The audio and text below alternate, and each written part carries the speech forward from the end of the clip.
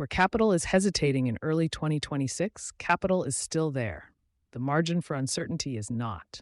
Capital is still flowing into energy infrastructure, electrification, and transition technologies, but only where timelines are credible, returns are durable, and regulatory exposure is manageable.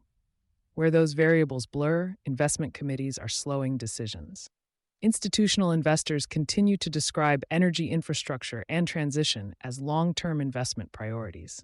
But in earnings calls and annual letters, one theme is consistent. Capital is flowing only where execution risk is contained, timelines are credible, and returns are defensible. That qualification is shaping boardroom decisions right now. Grid constraints are becoming an investment filter. Demand projections remain strong. Data centers, electrification, and reshoring are all contributing to load growth. Execution is the constraint. On a recent earnings call, Patricia Popp, CEO of PG&E, described early-stage data center demand as very fluid, noting modest attrition in the projected pipeline. That phrasing matters. When utility pipelines become fluid, capital models become conservative. Interconnection queues are lengthening, transmission upgrades face permitting friction. Regional capacity constraints are increasingly visible. For finance leaders, the underwriting questions are straightforward. Is grid access contractually secured? Are construction timelines defensible? Is policy support durable across election cycles? If those answers are conditional, capital is staged, not released. Long-duration transition bets face harder math. The transition narrative remains intact. The financial tolerance has narrowed. Speaking at the Energy Intelligence Forum, Amin Nasser, president and CEO of Saudi Aramco, cautioned, in reality, this is not a true energy transition.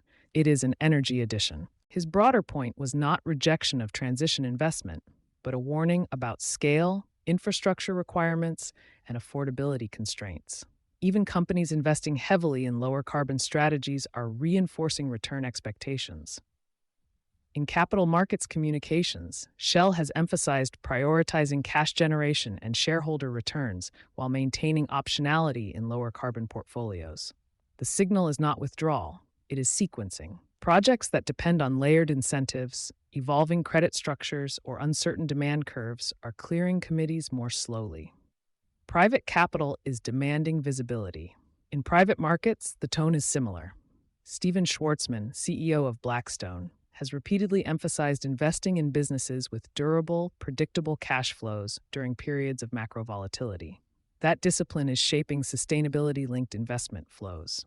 Capital is favoring efficiency upgrades with measurable payback, distributed assets backed by long-term contracts, regulated infrastructure with defined rate recovery. Capital is scrutinizing merchant-exposed renewables without firm offtake, hydrogen hubs dependent on multi-layer policy incentives, carbon capture projects without durable revenue streams. This is not philosophical retrenchment, it is return filtering. Climate risk and insurance are quietly repricing assets. Another undercurrent, insurance markets. Premiums in wildfire and hurricane-exposed regions have risen sharply. Deductibles are climbing. Coverage limits are tightening. For capital-intensive assets, that repricing changes projected returns. It also introduces volatility into operating cost forecasts. Boards are increasingly asking, what is our physical climate exposure? How resilient are our assets under stress? How stable are our long-term insurance assumptions? Where volatility enters the model, capital hesitates. Executive implication: the threshold has moved. The defining feature of early 2026 is not capital scarcity, it is capital selectivity.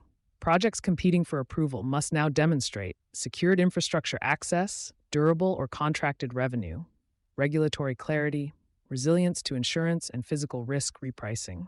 Strategic alignment with transition goals is not enough. Execution credibility is the deciding variable. Capital remains available, but in early 2026 it is disciplined, duration-sensitive, and increasingly intolerant of uncertainty. You've been listening to Sustainability Soundbites by Environment and Energy Leader. For partnership opportunities, please reach out to our team.